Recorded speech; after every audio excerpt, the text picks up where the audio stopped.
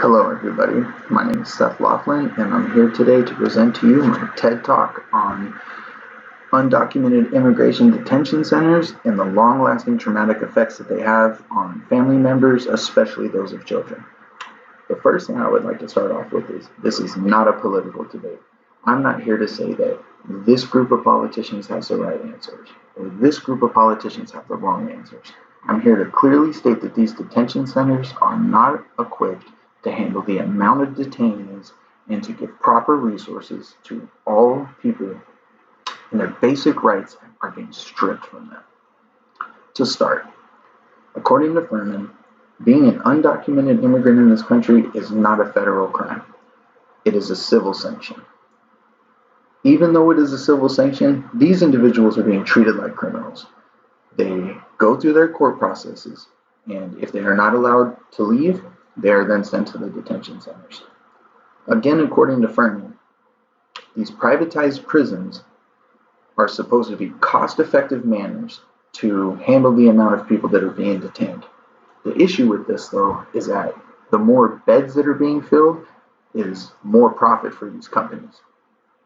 In 2010, Sullivan interviewed a CEO of a privatized prison. He wanted to be named anonymous, and he stated that the more and more that people cross the border and eventually they will get caught is a greater opportunity for my company to do what it does. Simply put, he was speaking on the amount of profit that he'll be able to make. According to Hamilton, this increase in detainees leads to non-government agencies and subcontractors getting involved with building these prisons. When someone is detained and they're sent to these prisons, they are not safe from the government taking care of them. This leads to an increase in violence and mental abuse and other forms of abuse that has long-lasting traumatic effects on all individuals. If a child becomes separated from their family, they are basically on their own. There is little opportunity for them to find resources, their children, and it becomes almost impossible to fully find where their family is.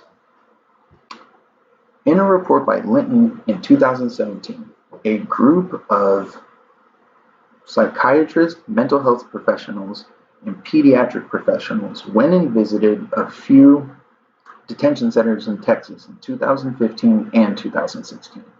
Upon arrival, they found out that basic ICE guidelines of these detention centers, which you can find online, were not being met. These children were not given mental health care, inappropriate immunization shots, and inadequate education services. Basically, what that means is that these children were left on their own. It is a very traumatic experience, and these children deserve to find their families. I think about what would happen to my girlfriend's two children. I'm basically their stepdad. And what would happen if they just were left on their own? And if I was a child, I'd be scared myself. A report by Helen Mooney, she visited a detention center and she interviewed 24 children. Out of these 24 children, she discovered that 8 of them were diagnosed with a mental health disorder. They were having anxiety, trouble sleeping, and overall were in full discomfort.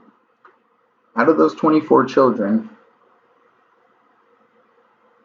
11 of them had behavioral problems. Once a child is going through this experience, there is not enough resources to help them. This will be a continued problem unless something changes. I'm here to also speak to you about what can we do. I myself want to find a way to help these children find their families. Traumatic experiences for children is something that no child should ever have to experience. There must be more resources available to these children. After all of the information I presented to you, there's just not enough. With the amount of people being detained, something has to change. I hope that my TED Talk was good to explain to you how these detention centers are not being ran properly, and I hope that you are as passionate as I am to help find a way to change the way things are being done. And with that, thank you for your time. Have a good evening.